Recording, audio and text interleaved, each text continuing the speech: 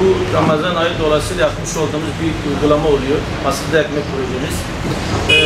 Bundaki asıl amacımız dar gelirli ailelerin fakir bir adam ya da bir bayan ya da bir çocuk olsun direkt fırına gelip de abi açım, bana ekmek yok, param yok diyemiyor, utanıyor. Biz onu göz önüne alarak ekmeğimizi dışarıda bir askı aparatı yaptık kendimize. Camımıza da ihtiyaç sahibi ekmeği aslında alabileceği bir kart yazdık.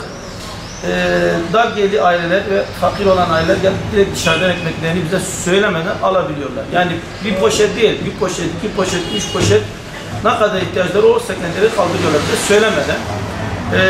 Bunu biz mi yapıyoruz? Bizim de katkımız oluyor.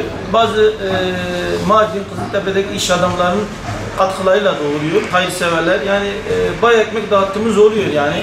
Hatta bazen sene gidenler de var. Ekmeği bekleyenler de var. Öyle işte yani. Allah hepimizin hayrını kabul etsin. Allah sizin de hayrınızı kabul etsin. Günde ortalama kaç kişiye ekmek veriliyor? Günde benim çıkardığım ekmek sayımın 150, bazen 200'ü de buluyor. Yani bu adete bağlı. Gelip bazıları adam 100 milyon diyor, 150 milyon diyor, bana ekmeğimi dağıt. Mesela bana dışarıya bir 100 ekmek koy, bir 50 ekmek koy. Bazıları hatta şöyle bir durum da oldu. Öğrenciler bile harçlıklarını bana veriyorlar. 1 milyon, 2 milyon lira bir dışarıya ekmeğimi asabilir misin? Ben de bir katkım olsun. İşte öyle.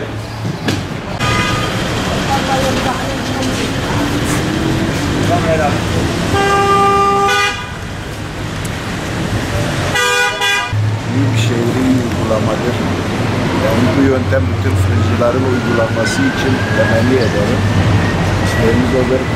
Fakir mesela bazıları utanırlar, kendileri istemezler alırlar ama alıp sessizce giderler çok kişiler. Yani çok iyi bir yöntem.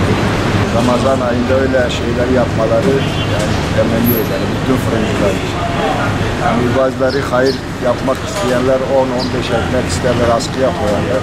Yaş sahipleri ne zaman askıda görseler alırlar. İyi bir şey. كي خير بيا بري تنبو فقير بري فقير خليل يجيب خاصنا جاب حاضر سنان قربات حاضره هيك يحتاجها بالحرة هذه خذي خيراوان ويجيك قبول بري خليل مثال بلد فقير فديدك دكاناني بلاش فرضاتيني دهار حتى قرايتني من نتيرة هذه خذي خيراوان قبول